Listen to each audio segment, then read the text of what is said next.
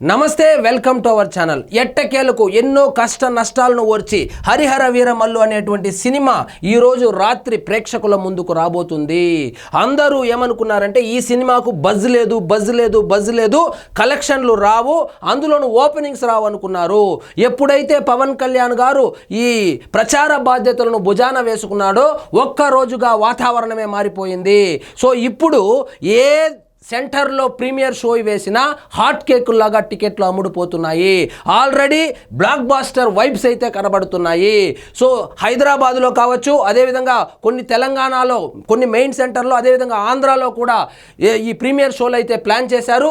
ఈ ప్రీమియర్ షోలు పెద్ద హీరోలు ఎవరైతే ఉన్నారో పాన్ ఇండియా సూపర్ స్టార్లుగా పిలువబడేటువంటి హీరోలకు ధీటుగా ఆ హీరోలకు సంబంధించినటువంటి సినిమాలు ఏవైతే ఉన్నాయో మంచి పెద్ద డైరెక్టరు, పెద్ద హీరో ఇలాంటి కాంబినేషన్తో నడిచేటువంటి సినిమాలకు ఈక్వల్గా ఒక అవుట్డేటెడ్ అని చెప్పబడేటువంటి హరిహర వీరమల్లు పవన్ కళ్యాణ్ గారు 5 సంవత్సరాలు అప్పుడప్పుడు షూటింగ్ చేసి కంప్లీట్ చేసినటువంటి సినిమా.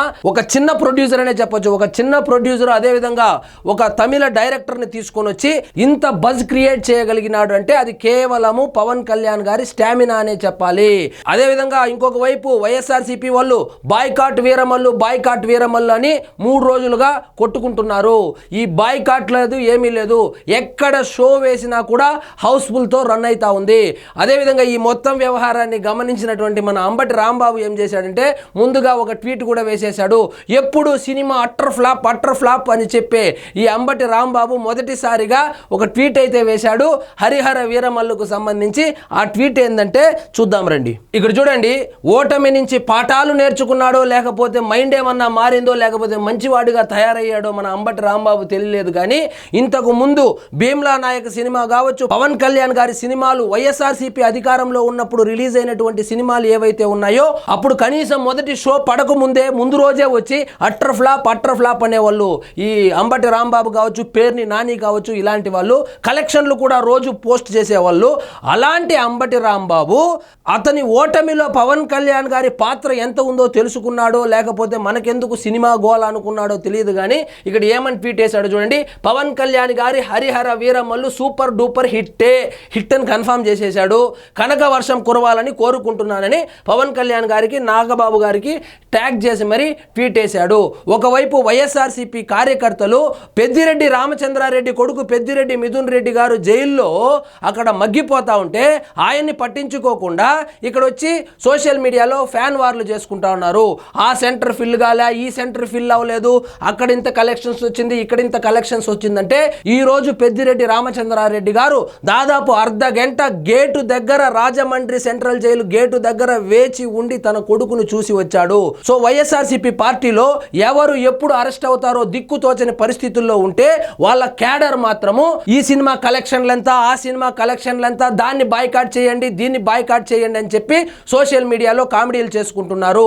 మీరు ఎంత కామెడీలు చేసినా మీకు తెలియని విషయం ఏంటంటే టాక్ వచ్చిందంటే ఎవరు ఆపలేరు, ఏ సినిమాని ఆపలేరు. ముఖ్యంగా పవన్ కళ్యాణ్ గారి సినిమాను, పవన్ కళ్యాణ్ గారి చరిత్ర ముందు తెలుసుకుని తర్వాత బాయ్కాట్ చేయండి. ఒక ఫస్ట్ హాఫ్ అత్తారింటికి దారేది అనేటువంటి సినిమాకు సంబంధించినటువంటి ఫస్ట్ హాఫ్ మొత్తం 1.5 గంట ఇంటర్నెట్లో రిలీజ్ అయిపోయినా కూడా ఇండస్ట్రీ హిట్ కొట్టినటువంటి కెపాసిటీ ఉన్నటువంటి హీరో పవన్ కళ్యాణ్. సో ఆయన సినిమాను బాయ్కాట్ చేస్తామంటే నిజంగా హాస్యాస్పదంగా ఉంది. మీరు చేస్తున్నటువంటి బాయ్కాట్ని కనీసం అంబటి రాంబాబు గారు కూడా నమ్మటం లేదు. సో వైఎస్ జగన్మోహన్ రెడ్డి గారు గుర్తుపెట్టుకోవాల్సింది ఏంటంటే ఇలాంటి క్యాడర్ని నమ్మి 2029లో మళ్ళీ మనము అధికారంలోకి రాబోతామని పగటి కలలు కంటున్నారు. మీ కార్యకర్తలు కూటమి ప్రభుత్వం చేసినటువంటి తప్పులను ఎత్తి చూపాల్సింది పోయి ఫ్యాన్ వార్లు చేసుకుంటున్నారు. ఈ సినిమా ఫ్లాపు, ఆ సినిమా ఫ్లాపు.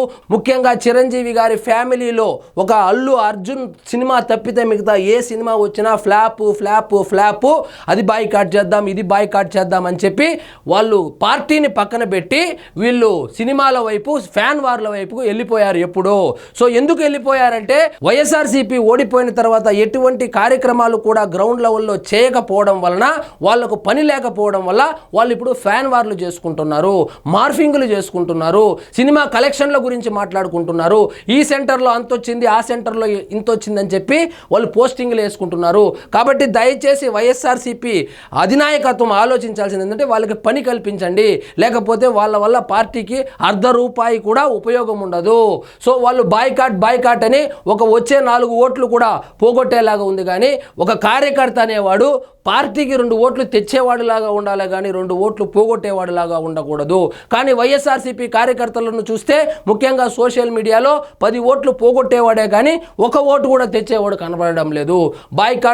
బాయ్కాట్ అన్నారు. ఇప్పుడు హరిహర వీరమల్లు సినిమా ఏదైతే ఉందో అది ఏ సెంటర్లో వేసినా హౌస్ఫుల్ అవుతా ఉంది. సో కని విని ఎరుగని రీతుల్లో కలెక్షన్లు రాబోతుంది. చిన్న టాక్ పర్వాలేదు సినిమా అని బయటకు వచ్చినా కూడా ఈ వీరమల్లును ఆపడము ఈ వైఎస్ఆర్సీపీ కార్యకర్తలు కాదు కదా, ఎవరి వల్ల కాదు, ఎవరి తరము కాదు. ఇక ప్రజలు బాయ్కాట్ వైఎస్ఆర్సీపీ అని చెప్పి 151లో నుంచి 5 తీసేసి 11 సీట్లు ఇచ్చి ప్రతిపక్ష హోదా కూడా పోగొడితే వాళ్ళు ఇప్పుడు వచ్చి సినిమా ఫ్యాన్ వార్లు తీసుకుంటా ఆ సినిమా బాయ్కాట్, ఈ సినిమా బాయ్కాట్ అంటున్నారు. సో హరిహర వీరమల్లు సినిమాకు సంబంధించి ఇప్పటి వరకు వేసినటువంటి ప్రతి ప్రీమియర్ షో ఫుల్ అవుతా ఉంది. కేవలం ప్రీమియర్స్ ద్వారానే పెట్టుబడి పెట్టినటువంటి డబ్బులు ఏవైతే ఉన్నాయో అందులో 20% వెనక్కి వచ్చేటువంటి పరిస్థితి అయితే కనపడుతోంది. సో కొంచెం టాక్ వస్తే వీరమల్లును ఆపడము ఎవరి తరము కాదు. ఈ బాయ్కాట్లు ఇవి సినిమాను ఏమీ చేయలేవు. అదేవిధంగా అంబటి రాంబాబు అయితే మంచిగా ఆల్రెడీ సూపర్ హిట్ అని చెప్పేశాడు.